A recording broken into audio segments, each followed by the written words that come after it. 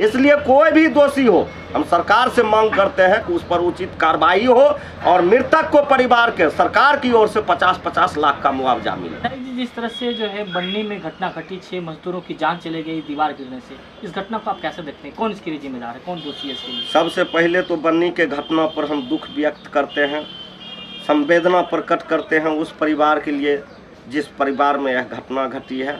आज हम लोगों का कार्यक्रम था, प्रखंड में बैठक हो गया, जिसके चलते नहीं गए।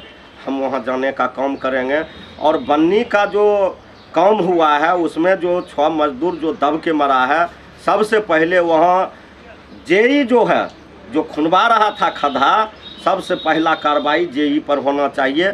जो पढ़ लिख के जेई बना है, एसडीओ बना है, एग्जीक्यूटिव बना है, उसको इतना वो दिमाग नहीं है कि हम अगर यह बना हुआ है 4 दीवारी, अगर इसके जड़ के नीचे से हम मट्टी हटा देते हैं जड़ के पास से, तो वह कमज़ोर हो जाएगा। बगल से रेलवे लाइन है, अगर उस पर रेल चलता है तो धमक से वह दीवार गिर भी सकता है। ये तो कॉमन सेंस की बात है, कोई भी लोग माथा लगा सकता है। लेकिन बिहार सरकार के जेई कितना एडवांस जेई है कि इतना उसको माथा नहीं है कि दीवार के अगर जड़ से हम मट्टी हटा देंगे दीवार गिरेगा या खड़ा रहेगा। यही बिहार सरकार का प्रमाण है। ऐसे ऐसे लोग को बिहार सरकार ने बहाल किया है कि लोग को दीवार तरी में दबा के मार दो, लोग के जहरीली शराब पिला के मार दो।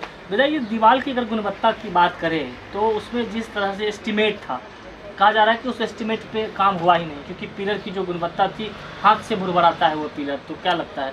और पिलर में जहाँ गिट्टी बालू और सीमेंट देना चाहिए, वहाँ पर ईंटें घुसाए गए थे उस पिलर में। जिस समय वह बन रहा था और गुणवत्ता की बात थी, तो वह सिर्फ ओवरसीएल थी ही, तो उसको नहीं देखता है। इसमें तमाम लोग दोषी हैं, चाहे उस विभाग के कोई लोग हो, ओवरसीएल हो, चाहे वह एसडीओ हो, चाहे एग्जीक्यूटिव हो, और चाहे उस विभाग के जो पदाधिकारी लोग हैं, तमाम लोग दोषी हैं।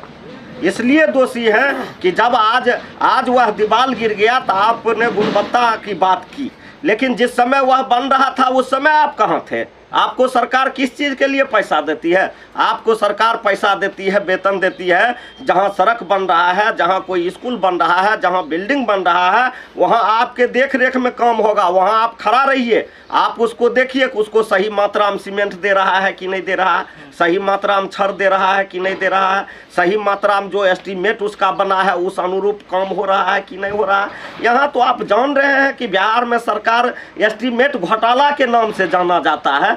तो ये घटना तो सरकार के लिए कोई बड़ी घटना तो हमारे समझ से नहीं है। इसलिए कि अगर यह प्रकरण को आपने उठाया, गुणवत्ता की कमी है, तो बिहार तो पहले से चर्चित है एस्टीमेट घोटाला, उसमें भी एस्टीमेट घोटाला हुआ है। कार्रवाई तमाम लोगों पर होना चाहिए, कार्रवाई होना चाहिए, एकदम होना चाहिए, निश्चित रूपेण होना चाहिए। 6 गरीब लोग मर गया, 6 मजदूर मर गया। साहब, आप काम कराते हैं, आप स्कूल बनाए हैं, उसका आपका दीवार आज गिर गया, कल वो स्कूल के कुछ हो जाएगा तो कितना बच्चा उसमें दबेगा, ये आपको पता है। इसलिए कार्रवाई होना चाहिए, इसलिए कार्रवाई होना चाहिए।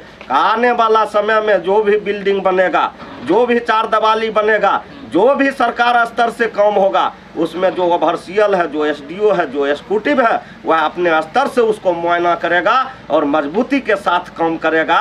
इसीलिए ये हमारा सुझाव भी है और सरकार से शिकायत भी है कि आप जो है वैसे पदाधिकारी को लगाइए, जिस पदाधिकारी को जो है काम करने का कुछ लूर है, कुछ ढंग है।